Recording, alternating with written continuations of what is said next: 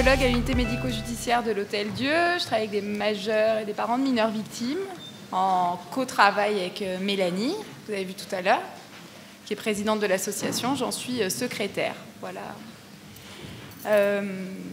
Alors, vous avez entendu Mélanie qui disait tout à l'heure qu'on avait pour mission d'être intraitable sur le temps.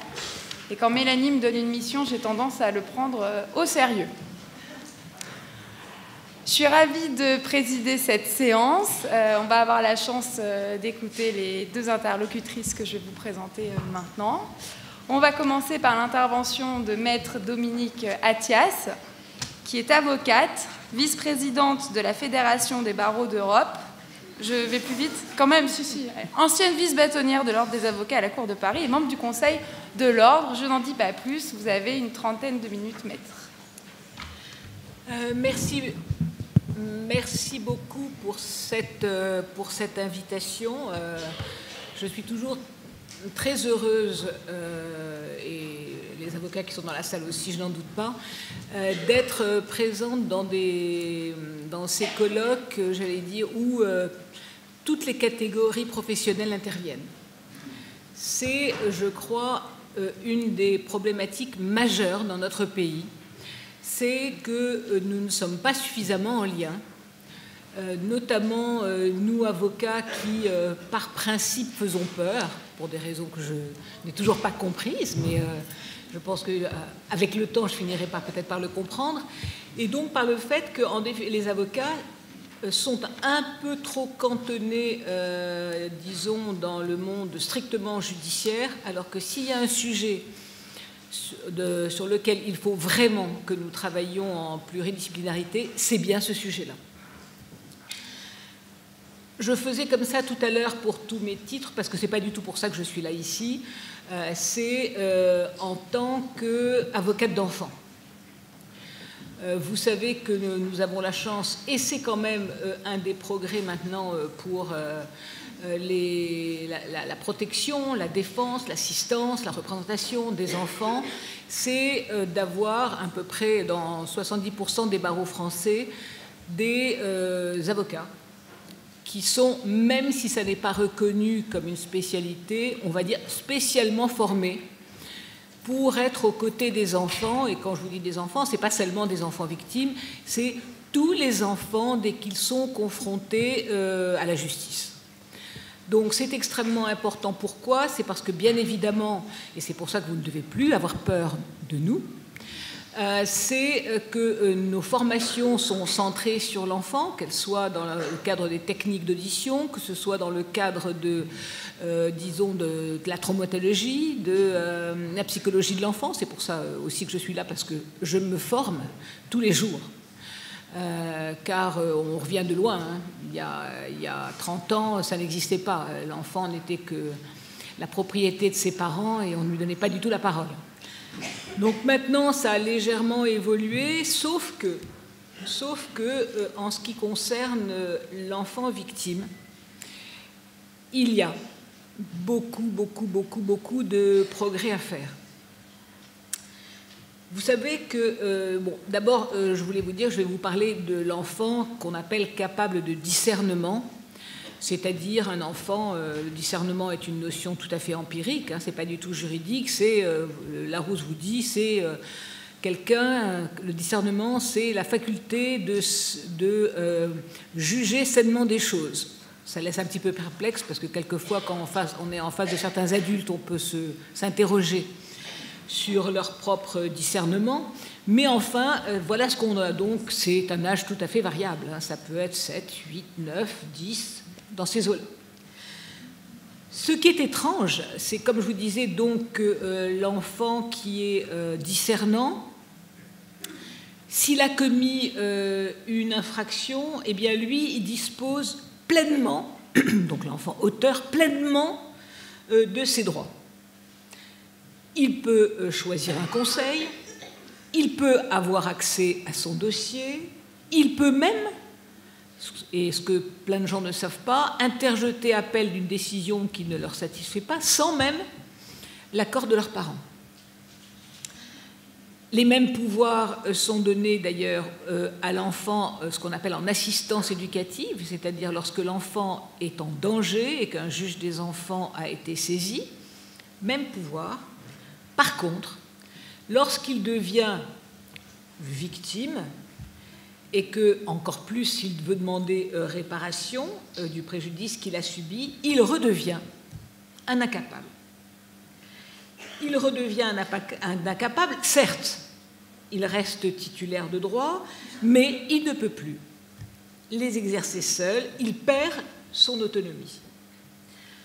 Il perd son autonomie, ce qui veut dire que même si, et c'est assez, j'allais dire, c'est quelque chose qui est communément répandu, un enfant peut aller dans un commissariat déposer plainte.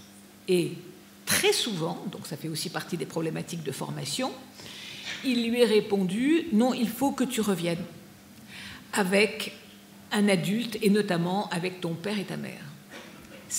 Et en définitive, cette méconnaissance, c'est cette impossibilité d'entendre, même si ça a été dit, donc d'oublier que même un enfant victime a aussi des droits et que ces droits, il devrait pouvoir les exercer seul, notamment dès le début.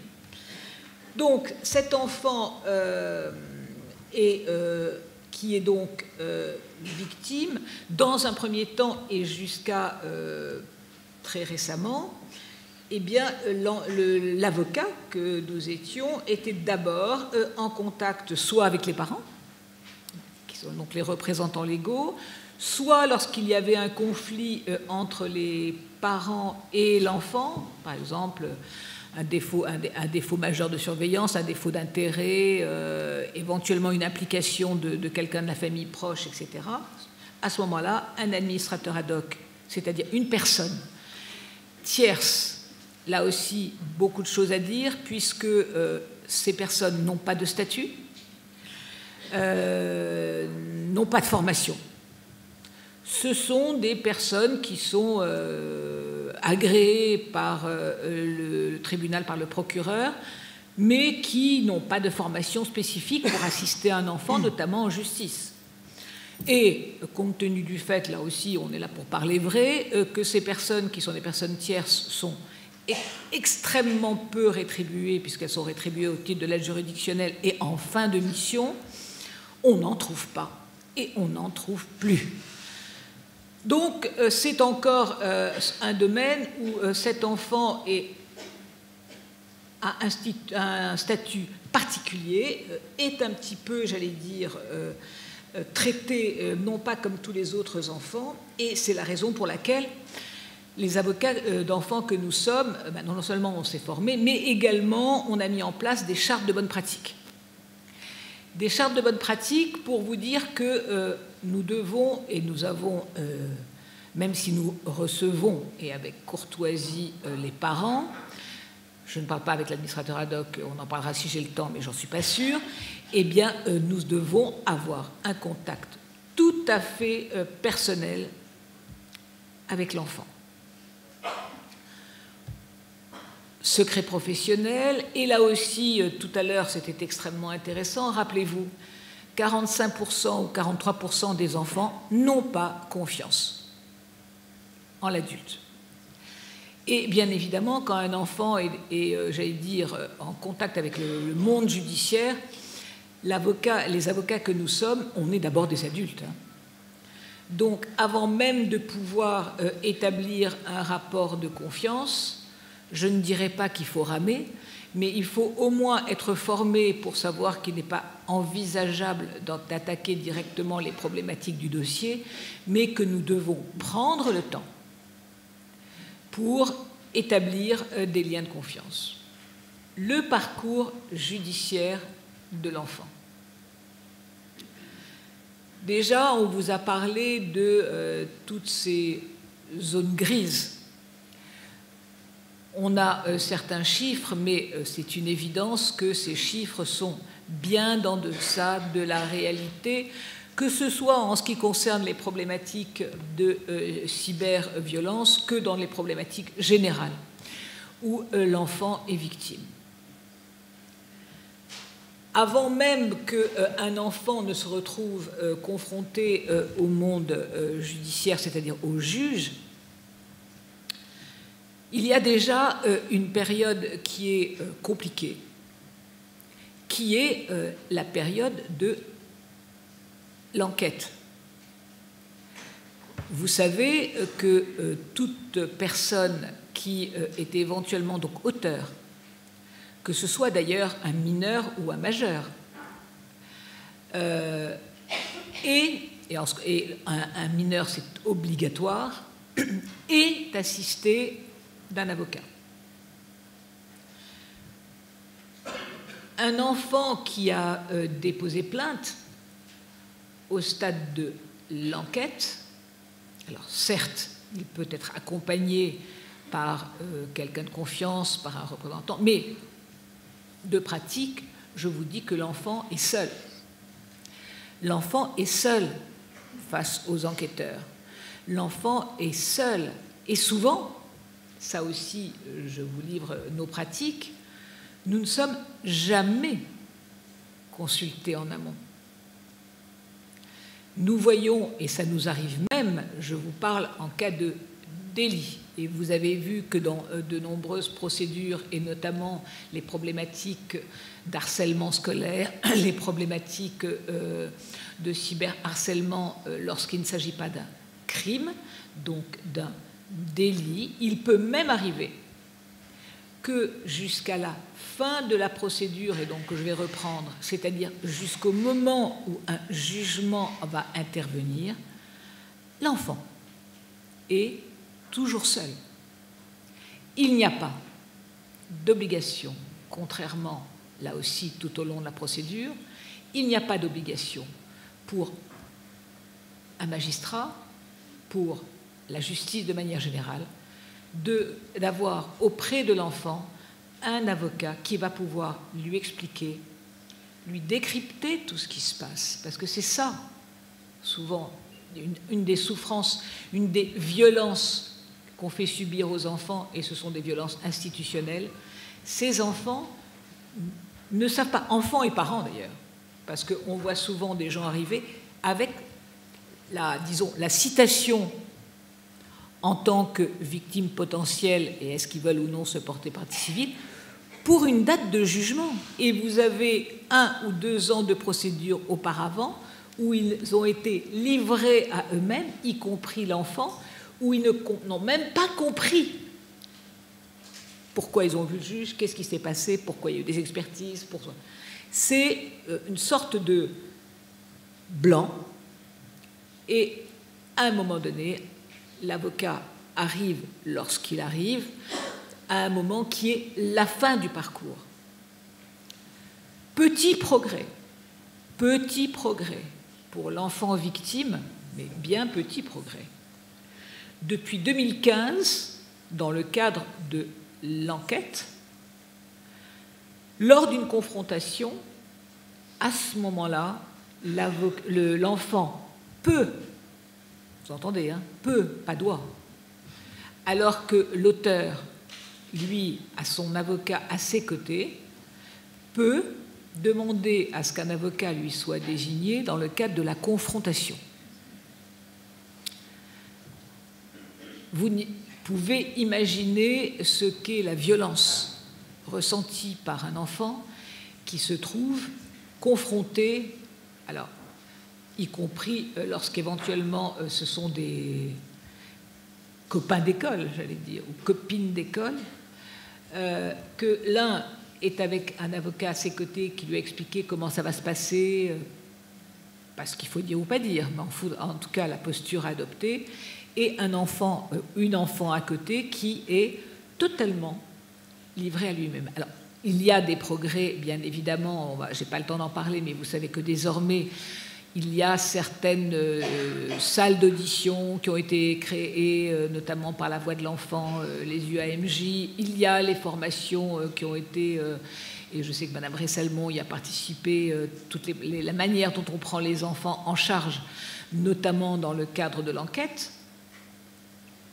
Mais ce qui me frappait vraiment, dans le cadre de ma préparation de cette intervention, c'est que dans tout ce domaine, tout est très axé vers les problématiques d'enfants victimes d'agressions sexuelles et autres. Il n'y a pas de vraie réflexion, à ma connaissance en tout cas, entamée face à ces nouvelles problématiques, et donc pas, c'est pour ça que je vous remercie vraiment d'avoir organisé cette journée, pas suffisamment de sensibilisation de tous les professionnels sur ce fléau. Alors, je le connaissais, mais là, ce matin, heureusement qu'on a eu la possibilité de prendre un café, parce que moi, j'étais totalement sidérée, au sens psy du terme, parce que tout ce qui nous a été indiqué ce matin, on est loin de prendre conscience nous-mêmes de toutes ces problématiques. Donc l'enfant, une fois qu'il a été... Alors, pourquoi est-ce que nous, avocats, nous ne sommes pas présents ? Il y a une des questions qui est la méconnaissance des professionnels d'indiquer à l'enfant qu'il peut être assisté, des parents aussi également, de l'enfant qui ne connaît pas ses droits. Il y a, et là on est pour parler vrai, il y a aussi la problématique financière. En matière de crime, l'assistance d'un avocat est de droit au titre de l'aide juridictionnelle, c'est-à-dire que c'est l'État qui prend en charge les honoraires de l'avocat, même si c'est extrêmement modique, mais on est plus des avocats militants que des avocats pour gagner notre vie dans ce domaine. Mais en ce qui concerne un délit, même par exemple pour l'assistance à une confrontation, eh bien, les revenus des parents sont pris en compte pour savoir si l'assistance de cet avocat sera prise en charge par l'État ou rémunérée par les parents. Ne nous leurrons pas, c'est un de nos combats pour que l'enfant mineur ait les mêmes droits, y compris dans l'accès aux droits, que les mineurs auteurs, mais c'est un sujet majeur. C'est la même chose lors de l'audience de jugement. La même chose. Les parents, s'ils ont des revenus suffisants, et vous savez qu'au titre de l'aide juridictionnelle, il ne faut pas gagner plus de 1 200 € par mois, eh bien, les parents devront convenir d'une convention d'honoraires avec un avocat. Ce qui fait que des parents peuvent, est-ce que c'est la raison principale? Je n'en sais rien, mais n'empêche que, peuvent, tout au long de la procédure, y compris devant le tribunal, arriver, et l'enfant aussi, arriver seul, confronté à ce monde judiciaire qui fait peur, qui traumatise. On ne sait pas ce que c'est, notamment ce juge d'instruction qui peut vous convoquer, qui vous demande « est-ce que vous constituez partie civile ?» qui demande aux parents, bien évidemment. Et aussi ce parcours judiciaire long, si long, trop long. Madame Béchu vous a parlé du nombre de policiers qui s'occupent de ces problématiques en France et de celles notamment en Grande-Bretagne. C'est tétanisant. Mais vous savez, on tape sur la justice. Mais encore faut-il que la justice ait suffisamment de moyens pour avoir suffisamment de juges, suffisamment de parquetiers pour pouvoir traiter toutes ces affaires. Lorsqu'on se retrouve avec des faits qui sont commis 1, 2 ou 3 ans avant et une audience 3 ans après, imaginez l'évolution qui a pu se passer pour cet enfant. Imaginez aussi, et là, allez, on va le dire, l'enfant victime. Il est aussi victime pendant la procédure parce que, y compris par exemple, les problématiques de cyberharcèlement et autres, y compris à l'école. Ce n'est pas les auteurs qui s'en vont, ce n'est pas les auteurs qui sont renvoyés. C'est l'enfant qui est éventuellement changé d'école ou qui s'en va. Et ce qui fait qu'ensuite, il se sent d'autant plus coupable parce que ça n'existe pas, et vous allez en parler. Les enfants victimes se sentent d'abord coupable.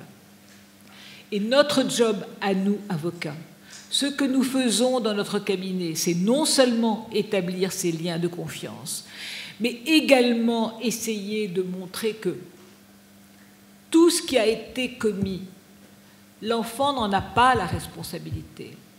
L'auteur doit être mis à sa place. Et c'est en travaillant le dossier avec l'enfant. Et ça, c'est un point extrêmement important. Pour que cet enfant puisse s'approprier, même si elle est longue, la procédure, il est indispensable, et c'est là où, évidemment, on se met à son niveau, mais de travailler le dossier avec lui. D'où les techniques d'audition, mais d'où aussi la vraie place de la parole de l'enfant. La traumatologie dont les avocats, nous ne sommes pas formés pour ça. C'est uniquement en suivant des formations, en venant à vos colloques, qu'on peut se former, en suivant des DU spécialisés qui demandent pour les avocats de gros investissements, parfois financiers, mais aussi de temps. Parce que nous, lorsqu'on on se forme, on n'est pas dans nos cabinets. Donc il y a un vrai... alors on va voir ce que va nous raconter M. Taquet tout à l'heure, ça va être tout à fait passionnant comme d'habitude. Mais enfin, bon, la réalité des choses, le terrain de ce qui se passe, c'est là le problème auquel on est confronté tous les jours. Sur place, dans le cadre de la procédure, on a un problème aussi, notamment au niveau des parquets. Nous avons la chance, l'enfant a la chance, dans le cadre de grandes villes, Paris, Lyon, Bordeaux, Marseille, d'avoir des parquets mineurs spécialisés et spécialement formés. Mais savez-vous que dans toute la France, ce malheureux parquetier, et le rôle du parquet est devenu exponentiel en France, s'occupe de tout et n'est pas formé concernant les problématiques mineures. Comment expliquer qu'il y ait tous ces classements sans suite, notamment? Ils ne sont pas formés et ils n'ont même pas le temps de se former et ils n'ont même pas le temps d'aller dans la profondeur des dossiers, et Dieu sait que ces dossiers sont suffisamment complexes.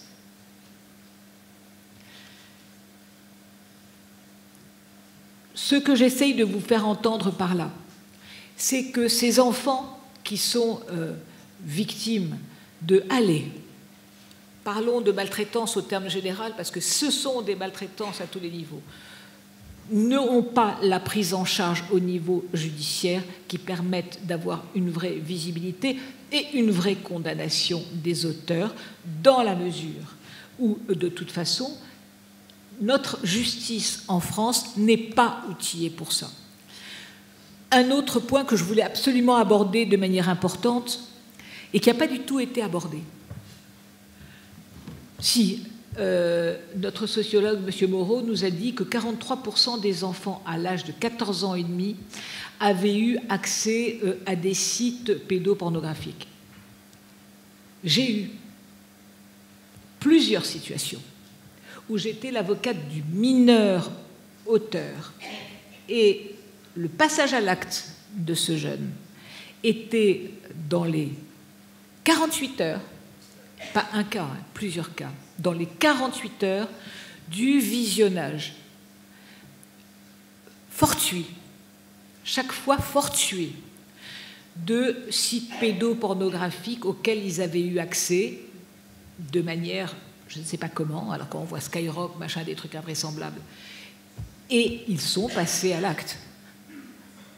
Et évidemment, ils sont désormais, à l'âge de 14 ans ou 15 ans, fichés pendant 30 ans comme agresseurs sexuels avec des obligations qui leur empêcheront, pendant une partie de leur vie, d'exercer une vie normale. C'est aussi un aspect qui n'est pas évoqué et qui est un aspect désormais extrêmement important.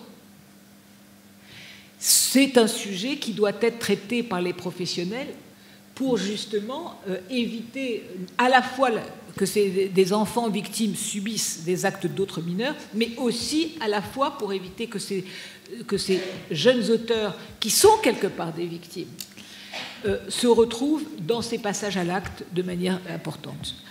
Ça passe à une vitesse. Encore 2 minutes. Alors,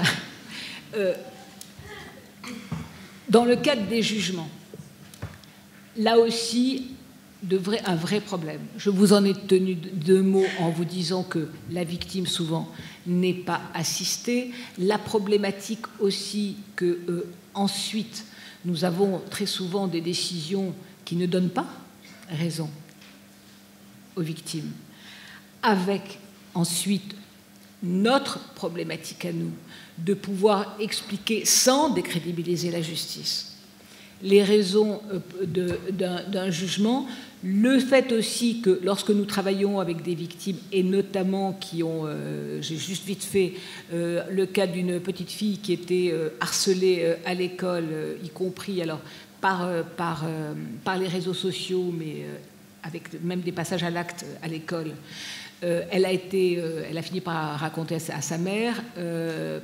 Au cours de la procédure, elle a fait une tentative de suicide. Elle a été hospitalisée à Robert Debré.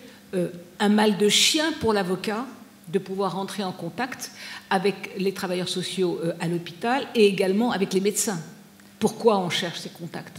C'est parce que lorsque vous avez des confrontations après, et c'était le cas dans cette histoire-là, si vous avez un contact avec les services, avec le médecin et les services qui s'occupent de l'enfant victime, ça vous permet éventuellement, si une confrontation est prévue, de pouvoir ensuite la différer et d'aller voir le juge auparavant pour l'expliquer. Si nous n'avons pas contact, et ce qui est incroyable, c'est que personne ne prévient, ni les médecins, ni rien, du timing du processus judiciaire.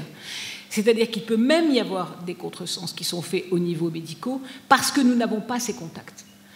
En ce qui concerne du délibéré, de pouvoir, quand l'enfant est suivi, et nous insistons pour que l'enfant soit suivi, et nous essayons d'orienter les enfants lorsqu'ils ne le sont pas, pour que justement il y ait cet étayage, qui est un étayage indispensable, pour pouvoir, faire face à la violence institutionnelle que crée forcément un parcours judiciaire dans le monde de la justice. Et il est donc extrêmement important de pouvoir créer des liens entre nous. Ça n'est qu'à ces conditions, formation et formation commune, pas des formations, disons, catégorie professionnelle par catégorie professionnelle, qu'on pourra faire avancer le droit de ces enfants. Car on est encore, malgré tout, quand même encore dans le monde judiciaire, très loin, notamment au niveau de l'instruction, moins du juge des enfants, très loin de prendre en compte la parole et le traitement des enfants victimes comme il devrait l'être. Je vous remercie, mais je n'ai pas dit le quart de ce que je voulais dire.